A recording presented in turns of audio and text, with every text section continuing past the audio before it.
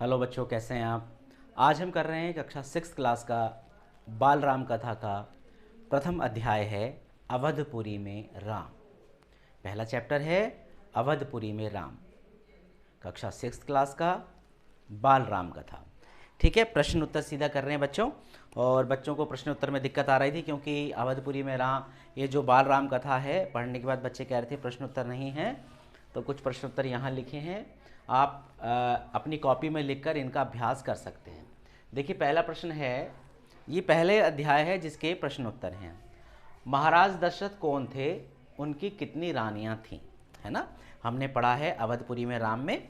तो इसका उत्तर आप ऐसे लिख सकते हैं बच्चों, महाराज दशरथ राजा अज के पुत्र थे, अयोध्या के राजा थे और रघु के वंशज थे।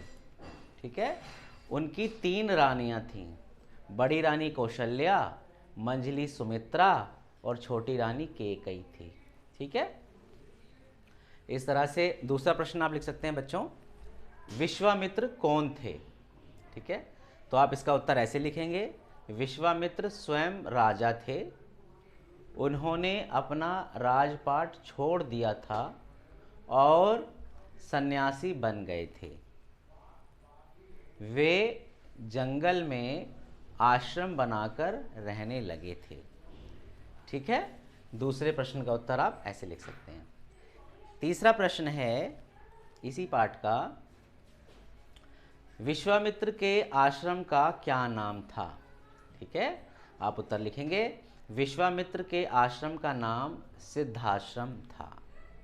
ठीक है, और चौथा प्रश्न है, राम, लक्ष्मण, भरत और शत्रुघ्न की माताओं के नाम लिखिए। तो आप लिख सकते हैं, राजा दशरथ के 4 पुत्र और 3 रानियां थी, सब जानते हैं बच्चों।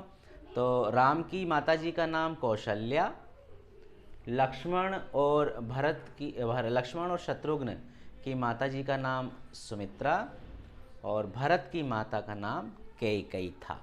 ठीक है, ये इम्पोर्टेंट प्रश्न हैं अवधपुरी में राम के। ठीक है बच्चों, तो आप इन प्रश्नों को कर सकते हैं बड़े आराम से और अपनी कॉपी में लिखकर इनका बार बार अभ्यास कर सकते हैं। तो यह पाठ आपका कंप्लीट हो जाएगा। ठीक है बच्चों, तो ये वीडियो आपको कैसी लगी, अच्छी लगी तो लाइक करें, चैनल पहली बार है सब्सक्राइब करें और अपने फ्रेंड्स को शेयर भी करें। थैंक यू बच्चों।